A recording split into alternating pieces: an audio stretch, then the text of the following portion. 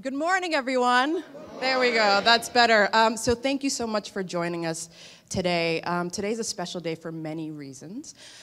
We know tomorrow's Veterans Day, and today we're celebrating it and celebrating our heroes. And I want all of our veterans to actually please come up behind me to be recognized the right way. Come on up. Don't be shy.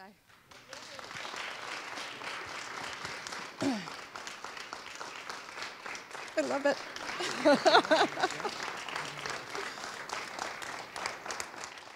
All right, so we have a few minutes to do this. I'm going to go around with this microphone. I'm going to ask your name, your rank, and your branch of service.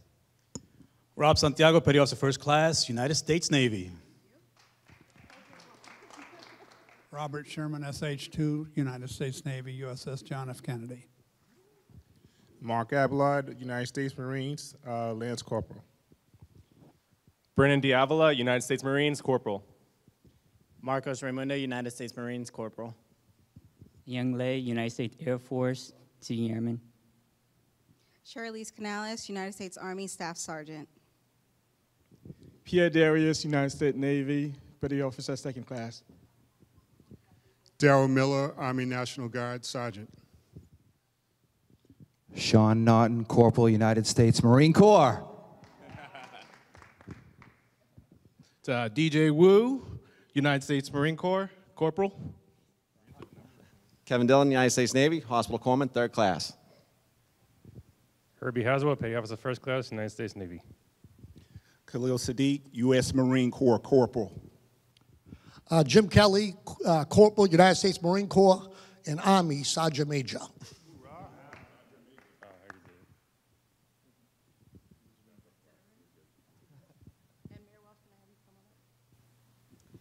And of course, Giselle Sterling, Sergeant, United States Marine Corps. And next, I'd like to actually have our Marines step up front, and you know why I'm doing this. Are they really? Joe.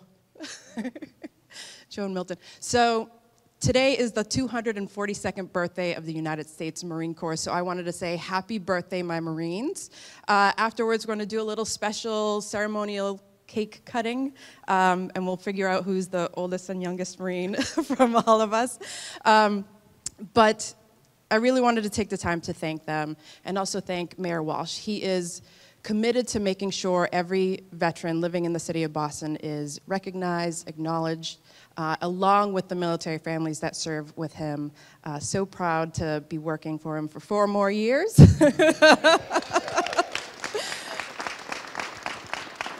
In making sure that our vets are getting the things that they deserve. So with that being said, Mayor Walsh. Thank you, Commissioner. Let me just first of all say happy birthday to all the Marines here. It's a great day for you, and thank you for your service to our country. I want to thank all the volunteers who come out every single year to do this. This is our 3rd year of doing Operation Thank a Vet. I want to thank our Commissioner, who does an incredible job, who started this program, and thank you, Commissioner Sterling, for everything you do and your incredible office and staff. Just to do some highlights since this program started, 300 volunteers, 3,100 doors knocked, reached over 11, almost 1,200 veterans. Boston's home to 22,000 veterans. The programs that happen and people doing that, what an incredible way to say thank you to our veterans. And we hear a lot of different stories, and I think one of my favorite stories was, and I wasn't there, but knocking on the door, I think it was the commissioner knocking on the door, and the veteran that came to the door was a Vietnam vet, and he started crying because he had never been thanked for his service to this country. And this was, I think, in 2015. And those are the stories we hear. You hear at the door when you go out there and do it. I want to thank you very much. I also want to give a shout out. We're joined today by the newest member of the Boston City Council, Ed Flynn, who is a serviceman himself. Where are you, Councilor Flynn? Come up here. We're going to have Ed say a few words. But this morning I was watching the news, and I was watching a group of World War II veterans that went down to Washington.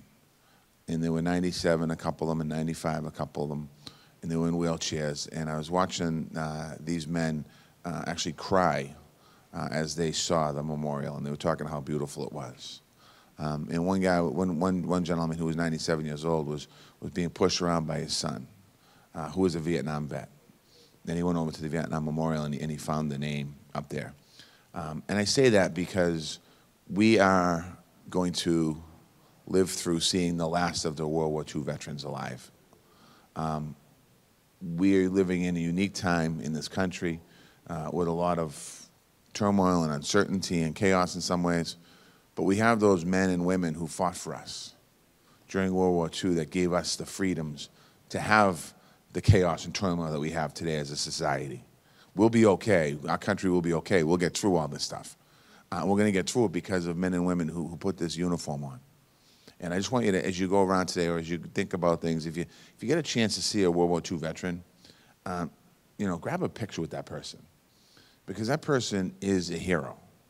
That person is the person responsible for all of us to be able to be free and to do what we want to do and to have our right to go out and vote and run for office and do whatever we want to do. That's why we're here today, and that's why, because of those folks. So just make sure as you go out there, if you happen to see a World War II veteran anywhere, just make sure you get that picture, because someday you'll look back and say, I should have grabbed that picture, because someday they won't be with us anymore. And again, I just want to thank everyone for what you do today. All the non-veterans, thank you for your service to our country. Thank you for your service to Boston. And to the veterans, I want to say, the veterans behind me, I want to say thank you for your service as well. And to Commissioner Sterling and her team, they do this stuff every single day. They're incredible people, and they do it because they love the veterans and they love the city. So thank you. And I'm just going to ask if City Councilor Flynn would just come up here and say a couple words, and then we're going to turn it back over to the Commissioner because she's the boss. Thank you, Mr. Mayor. Thank you, Mayor Walsh and Commissioner Sterling, for giving me the opportunity to be with you today. This is my first event as a city council, but I just want to say thank you to the mayor, to the commissioner, for what you've done for our veterans and for our military families, making sure that they are treated with respect and dignity.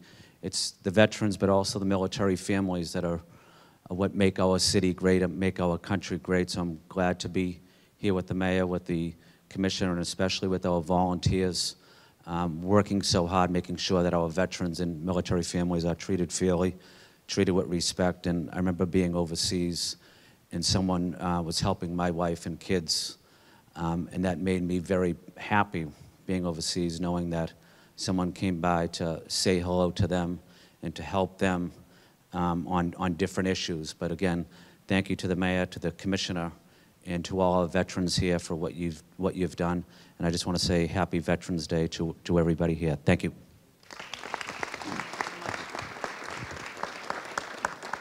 So I want to echo something that the mayor touched on. So I've been doing a lot of speaking events. As you can imagine, there aren't a lot of female Marines kicking around, so they asked me to speak. And I went to Eastern Bank. They have a quarterly meeting with their officers. And like I always do in most of my speaking events, I asked the veterans to stand up to be recognized. And the room was about 600 people. And of that 600, 9 veterans stood up. And that really reflects the national average. We only make 1% of the population, and it's shrinking. So that's 1% of the 9/11 veterans that have actually served our country. 6% is all of the veterans. But the note there is, because we're such a small group of people, you guys need to know, tell your story. Tell your story, because that's the only way that we know how to fix the GI Bill. It's the only way we know how to make sure the VA knows what they're doing wrong or right, and how do we make things better.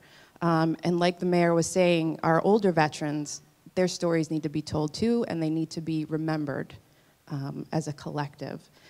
So after this, we're actually going to have a Veterans Town Hall where we have some of our veterans talk about their stories and their experiences, because I've heard before, and it's very true, the best thing that a community can do for their veterans to serve them is actually to listen to their story with no judgment. So you're all invited to do that. We're doing it at the Faneuil Hall, 4th floor, Ancient and Honorable headquarters. If you haven't been there, it's a treat. It's awesome. But definitely for my veterans, tell your stories and just engage again with our community so they know that, you know, what we're going through and how to support us. And again, thank you guys so much for being here. You're making sure that veterans aren't just a bumper sticker that you're putting on there to say we support our troops. You're not just liking us on Facebook. You're actually here to support us, and I thank you so much for that. Thank you. So two housekeeping things. We're actually gonna have everybody do a group picture. We're gonna set ourselves up on the stairs, veterans on the front. Something we do every year.